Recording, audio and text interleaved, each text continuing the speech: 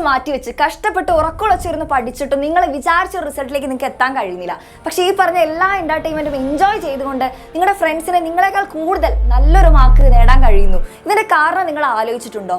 ഇവിടെ ആക്ച്വലി നടക്കുന്നത് smart work ആണ്. അപ്പോൾ നിങ്ങളുടെ ഹാർഡ് വർക്കിനെ എങ്ങനെ സ്മാർട്ട് വർക്ക് ആക്കി മാറ്റാം എന്നുള്ള കാര്യങ്ങളാണ് ഈ വീഡിയോയിൽ ഡിസ്കസ് ചെയ്യാൻ പോകുന്നത്. വീഡിയോയിലേക്ക് ഏറ്റവും എഫക്റ്റീവ് ആയിട്ടുള്ളൊരു മെത്തേഡാണ് പറയാൻ പോകുന്നത്, ചങ്കിങ് മെത്തേഡ്.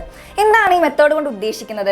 നമുക്ക് പഠിക്കാനുള്ള ഒരു കാര്യങ്ങളെ ചങ്ക്സ് ആക്കുക, പാർട്ടായിട്ട് ഡിവൈഡ് ചെയ്തിട്ട് പഠിക്കുക. ഫോർ എക്സാമ്പിൾ, നിങ്ങളിപ്പോൾ ഒരു ഫോൺ നമ്പർ ബൈഹാർട്ട് ചെയ്യുന്ന സമയത്ത് ആ ഒരു 10 ഡിജിറ്റ് നിങ്ങൾ ഒറ്റയടിക്ക് ബൈഹാർട്ട് ചെയ്യാണോ ചെയ്യുന്നത്, അതോ അതിനെ പാർട്ടാക്കി ഒരു 4 ഡിജിറ്റ് 3 ഡിജിറ്റ് ആയിട്ട് നിങ്ങൾ ഡിവൈഡ് ചെയ്തിട്ട് ബൈഹാർട്ട് ചെയ്യുമ്പോൾ കുറച്ചുകൂടി എളുപ്പത്തിൽ അത് ഓർത്തെടുക്കാനോ അല്ലെങ്കിൽ പഠിക്കാനോ അത് ഹെൽപ്പ് ചെയ്യും. അതേപോലെ തന്നെ നിങ്ങൾക്ക് ഒരു ഫുൾ ചാപ്റ്റർ പഠിക്കുന്നതിന് പകരം, കംപ്ലീറ്റ് ആയിട്ട് അത് പഠിക്കുന്നതിന് പകരം അതിനെ പാർട്ടാക്കി ഡിവൈഡ് ചെയ്തിട്ട് അനലൈസ് ചെയ്തിട്ട് അത് പഠിക്കുകയാണെങ്കിൽ അത് കൂടുതൽ കാലം ഓർമ്മയിൽ സൂക്ഷിക്കാനും പെട്ടെന്ന് പഠിച്ചെടുക്കാനും അത് ഹെൽപ്പ് ചെയ്യും.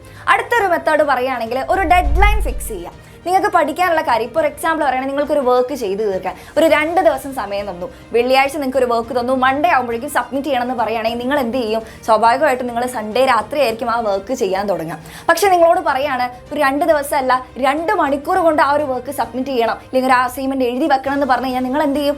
അതേ കാര്യം തന്നെ നിങ്ങൾ സൺഡേ രാത്രി ചെയ്യുന്ന അതേ കാര്യം തന്നെ നിങ്ങൾ 2 മണിക്കൂർ കൊണ്ട് ഭംഗിയായിട്ട് ചെയ്തു തീർക്കും.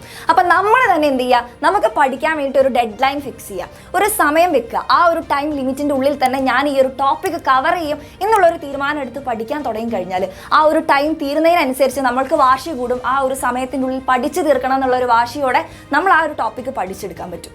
അപ്പോൾ നിങ്ങൾ എന്ത് ചെയ്യുക? ഒരു ഡെഡ് ലൈൻ ഫിക്സ് ചെയ്യുക. ഇനി നിങ്ങൾ പഠിക്കാൻ പോകുന്നതിന് മുമ്പ് എന്താണ് പഠിക്കുന്നത്, അല്ലെങ്കിൽ എത്ര സമയം കൊണ്ട് അത് പഠിച്ചു തീർക്കുന്നുള്ള ഒരു പ്രോപ്പർ പ്ലാൻ സെറ്റ് ചെയ്യുക. നമ്മൾ പ്ലാനിംഗ് ഒക്കെ നന്നായിട്ട് നടക്കും, അത് എക്സിക്യൂട്ട് ചെയ്യാനാണ് പറ്റാതെ പോകുന്നത്. പക്ഷെ അതിൽ കാര്യമില്ല. നിങ്ങൾ ഏതൊരു സബ്ജക്റ്റ് എടുത്തു കഴിഞ്ഞാലും അല്ലെങ്കിൽ ഈ ഒരു സമയം കൊണ്ട് ഇത്ര ടോപ്പിക്സ് ഞാൻ കവർ ചെയ്യും എന്നുള്ളൊരു പ്ലാൻ സെറ്റ് ചെയ്തിട്ട് പഠിക്കാനിരിക്കുക. അപ്പോൾ അത് കൂടുതൽ എഫക്റ്റീവ് ആയിരിക്കും. പിന്നെ നമ്മുടെ പൊമോഡോറോ മെത്തേഡ് ഓൾറെഡി നമ്മൾ പറഞ്ഞിട്ടുണ്ട്. ആ മെത്തേഡ് എന്തായിരുന്നു? 25 മിനിറ്റ്സ് പഠിക്കുക, 5 മിനിറ്റ്സ് ബ്രേക്ക് എടുക്കുക. പക്ഷെ അതിനെ നമുക്ക് വേറൊരു രീതിയിൽ നമുക്കൊന്ന് കൺവേർട്ട് ചെയ്യാം. അതായത് നിങ്ങൾക്ക് ഫോക്കസ്ഡ് ആയിട്ട് ഒരു 45 മിനിറ്റ്സ് ഒക്കെ പഠിക്കാൻ പറ്റുകയാണെങ്കിൽ നിങ്ങൾ എന്ത് ചെയ്യുക മക്കളെ? ആ ഒരു 45 മിനിറ്റ്സ് ഒരു ഡിസ്ട്രാക്ഷനും ഇല്ലാതെ ഫോക്കസ്ഡ് ആയിട്ട് പഠിക്കുക. അതിനുശേഷം ഒരു 10 മിനിറ്റ് ബ്രേക്ക് എടുക്കുക, പിന്നെ ഒരു 45 മിനിറ്റ്സ് പഠിക്കുക.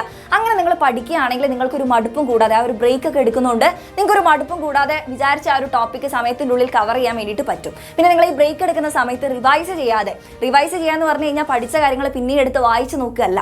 അങ്ങനെ ചെയ്യാതെ നിങ്ങൾ റെക്കലക്ട് ചെയ്ത് നോക്കുക. അതായത് ഇതൊന്നും വായിച്ച് നോക്കാതെ തന്നെ നിങ്ങൾക്ക് ഓർമ്മയിൽ നിന്ന് എടുത്ത് പറയാൻ പറ്റുമോ, ഓർത്തെടുക്കാൻ പറ്റുമോ, റെക്കലക്ട് ചെയ്യാൻ പറ്റുകയാണെങ്കിൽ അതാണ് കുറച്ചും കൂടി എഫക്റ്റീവ്.